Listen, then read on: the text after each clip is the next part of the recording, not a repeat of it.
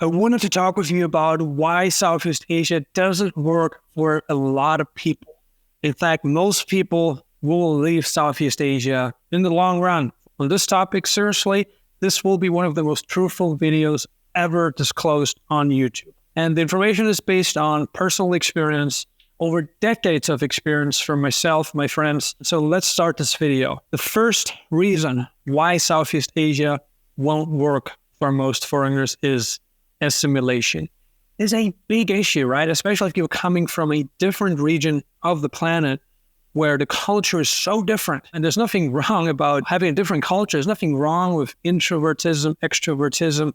Both are fantastic options. Both make people happy. There's nothing wrong with anything here, but from an adjustment perspective, it's just so hard for a foreigner to live the way that he's accustomed to live. And that's the strongest point here. Literally, I've seen so many people, including myself, go to the Far East and expect the same things that happen back home. And this is being delusional to a T. But can those people be blamed for that? You know, you were born in a certain place, you were raised in that place, you spent your childhood in that place, you went to school, and there's a certain cultural norm that you have gotten accustomed to. There's nothing wrong with that. This is actually very normal. Then you go to a place that is so exciting. Like there's so much positivity in Southeast Asia. Southeast Asia is a great place. I still love it in many ways. But from an assimilation perspective, it is close to impossible for a foreigner, especially for a Western person, to adjust. Given the past history of both sides, it's a very difficult beast. But it does work. Don't get me wrong. Many people adjust. They're willing to take the steps, which means learning the local language, which in my opinion is a must anyway, no matter where you are. If you're in Thailand, if you live in Italy, if you live in America, if you live in Brazil, it doesn't matter, in South Africa, right? It doesn't matter where you live, you are expected to learn the local language. You don't have to be perfect, but put in some effort, you know, at least learn a few words here and there. The locals will appreciate it. So this is not the point, but what I'm trying to say here is that I've seen so many people leave because of assimilation problems. Because what's important is building a connection. And we're all different. You know, we're all humans, but we're all different. And we're all good people no matter where we're from. So there's nothing bad to say here, but it's just difficult to adjust. It's difficult to assimilate. It's difficult to talk about certain things. Let's say one culture is more extroverted, the other more introverted. One is more direct, the other one more indirect, right? And again, there's nothing wrong with that. People are happy everywhere, no matter what their culture is, no matter what their personality type is. You can be happy no matter what. But I'm just saying, this is what I'm seeing. And I'm seeing this so often.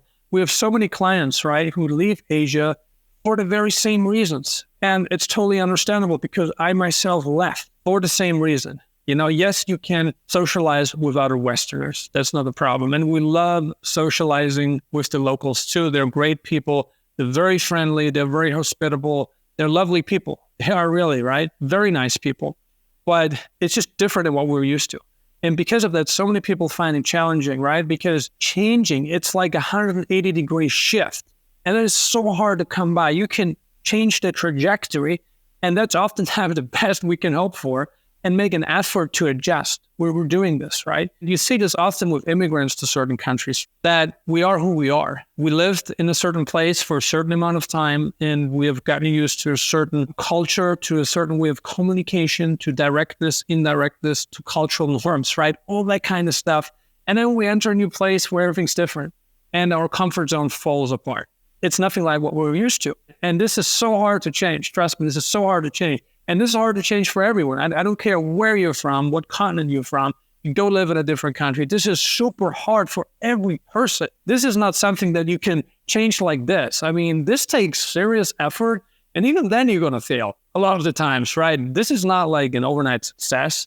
This is decades of sweat, trying to make it work, and then also failing a lot of the times because it's just not easy, right? And there are certain things we'll never be able to change ourselves because they're so part of us, just as much as our hand is part of us. Your hand is your hand. You're not going to cut it off if you don't like it and replace it with something else, right? But technically, you can do that, but if the hand makes you happy, why change it? And you can argue, well, certain things in certain places don't make you happy, that's why you change it, right? But I've seen so many people make these changes and then revert back to the old norm because the changes were just too drastic. And another thing happens with age, you're less likely to change. because everything that you're accustomed to is part of you. It's deeply embedded. Even if you wanted to change it, it's almost impossible. You can change certain things, but you cannot change everything about you. Certain things that you value, sure, being in a new environment will change you no matter what anybody tells you. I definitely think that's true because you become who you surround yourself with, right? Who you spend the most time with. That's totally true, but it has to be said that you cannot change everything about you. I mean, we're talking about serious work. It's like you building a house and then tearing it down and rebuilding it. I mean, this is serious work. So cultural assimilation, just assimilation is one of the biggest reasons why foreigners are leaving Southeast Asia, why they're like, I'm out. It just doesn't work for me. The second reason why Southeast Asia doesn't work for a lot of people is the lack of civil and property rights. A big component that is rarely talked about on YouTube. We have addressed this issue already for well over a year, and we're probably the only channel that did so, and we've done it for a long time. So I'm proud of our leadership in that sense. We're educating people about how laws are structured in certain places, and we're being upfront about that. And I feel like that's really important because as an upcoming industry leader, we don't want to mislead people. We don't want to deceive people. We're not about that. We're about directness. We're about clarity. We're straight shooters. And so this is what we are communicating through this channel. And it's sad, but this is a reality in many countries in the East. The lack of rights is detrimental to a foreigner. Seriously, this is deep. This is deep stuff. This doesn't just affect one specific area. This goes very broad. Just freedom of speech, being restrained from expressing yourself is very common in the East, very common. The locals can do it. In some countries, the foreigners can do it, they get away with it. Sometimes they get deported, sometimes they are being jailed. But coming from a Western country where freedom of speech is a guarantee, is guaranteed by the Constitution, does not mean it's guaranteed in other countries. So don't be fooled that this is universal, because it isn't, trust me. I've been to many places, I know the laws, I had companies in the East, I worked there, I know a lot about that. I have friends there, still have business partners, still work with people. This is not universal, okay? So if you go to the East thinking that, oh, you're going to get the full package of liberty, you're just not going to get that. Another thing, in many countries, you just can't own property. You cannot own land as a foreigner. You can only own it in designated areas, or you can only own apartments, but you cannot own land. Now, if you are a person who loves living in a rural area, then this is already a no-go for you. If you like living like in a house, if you want to have a garden, then, and that's a lot of people, they're out. There are certain places where you can set up a company and do it for a company, or you can put the house, the land under the name of somebody else, which technically is not even legal, but many people are doing that. Like I said, it's not legal. And it's not a great option. If you do this with a person you don't know, I mean, this is highly risky, especially if this is all the money that you've got. This is suicide. And so many people are doing that. They're not being considerate about all the details. And oftentimes, and unfortunately, love is killing people. It's killing people because love gets the motor running. Like, love gets people excited. It's just true. And love can be your best friend and can be your worst enemy too. So beware of that. And then if you want to open a company, right? Again, in many places, you cannot own a company. In many places, you can. In some places, like Thailand, unless you're an American citizen, you cannot own a company unless you have a local partner. If you're an American, like America has a special treaty with Thailand that allows an American citizen to own a company in Thailand without a local partner. An exception, but all other countries, at least up to this point, information that we have, can't do that unless they have a partner, right?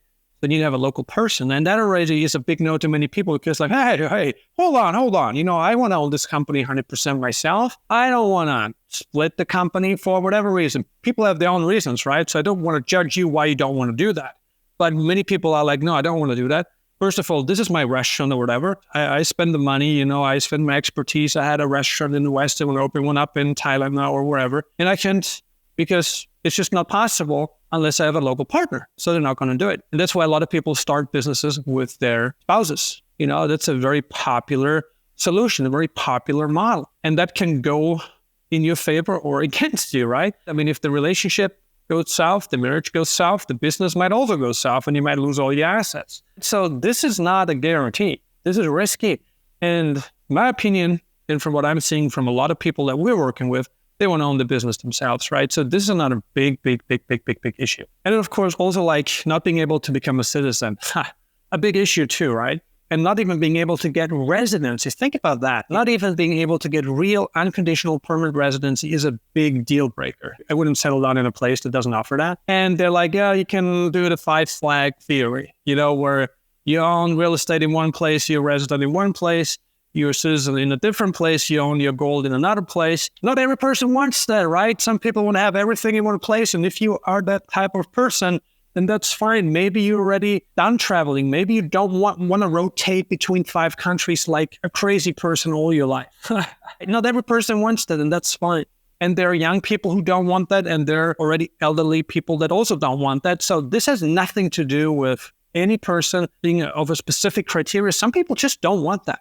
They don't want to be rotating like crazy all the time. Maybe they want to do it for a little time while they're exploring, but how feasible is all this 5 flag theory once you have a family or once you're comfortable in a place and you don't want to rotate back and forth? You don't want to travel anymore. You know how many people I've met that have been to like 50 to 100 countries, including here, that don't want that anymore. They have already been. And once you've been to so many countries, the 58th country isn't much of a difference, right? You already had the experience so many times, so people don't want that anymore. So the 5 flag theory is a theory that doesn't apply for your whole life, in my opinion. I'm speaking from a lot of people that we're working with. I'm speaking from myself. It might apply to you now, but it might not apply to you 5 years later. So don't be 100% focused on one theory, on one model, because everything is individual. You can just have 2 places or 3 places where you have your assets, residence, and citizenship, and that kind of stuff, or just one place. If you're happy living in one place, and if you don't want to change, and if you feel comfortable, and you got another 20, 30 years left to live, then that's great. Then why would you rotate back and forth like crazy? Traveling is expensive.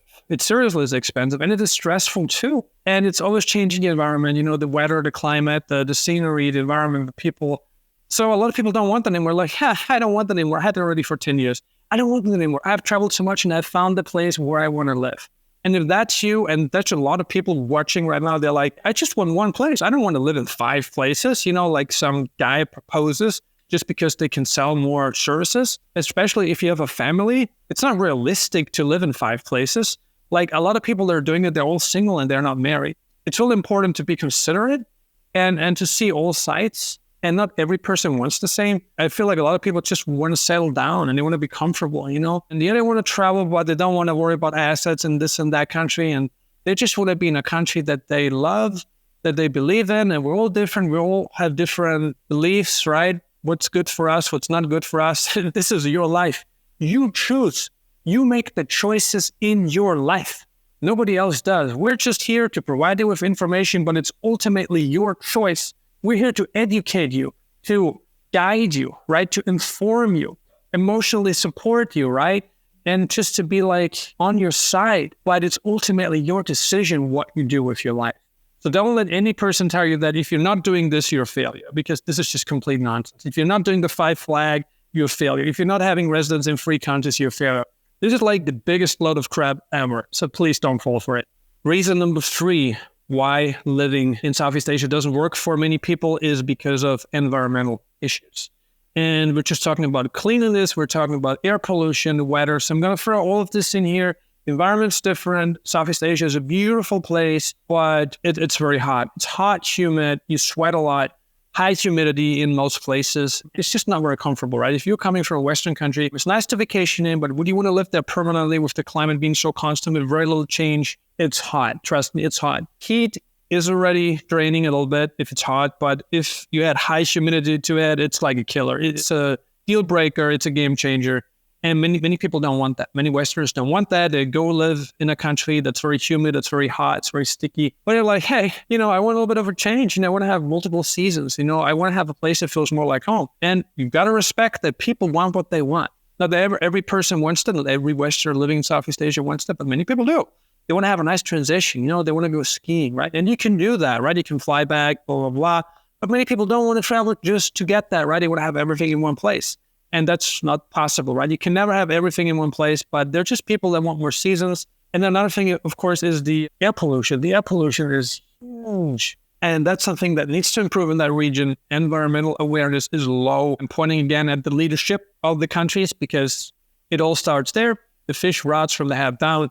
environmental awareness is just not that common, right? It's just not. And that's one of the things. And it's very industrial, air pollution, right? It breathes differently. It can be hard to breathe. Like if you live in Bangkok, you live in Ho Chi Minh City, there must be a reason why all the locals are wearing masks. That's because to protect themselves against viruses, right? And there's other toxins, right? But I've seen many people get sick in that region, like serious health complications. I'm not even going to lie, serious. I mean, this is serious stuff. If you end up in the hospital because of air pollution, which happened to me, the doctor told me this is an air pollution induced asthma attack. You just lay there on the hospital bed and you're like, well, you're not telling me anything new here because I knew that might happen at some point. Then I came to the realization that, nothing can be more than my health. My health is my number one priority. And so I left. And I'm glad that I did. Nothing's more important than my health. I don't care about the amount of money. I don't care about the beaches and that. Like my health is up here. Since I've never had the problem again. The metropolitans in the region, they're incredibly polluted and in many ways extremely unregulated, which is bad. So regulation can be good, can be bad. But this is just another point where foreigners are like, hey, I'm done with living in Southeast Asia. I'm done with living in certain places that are just unregulated.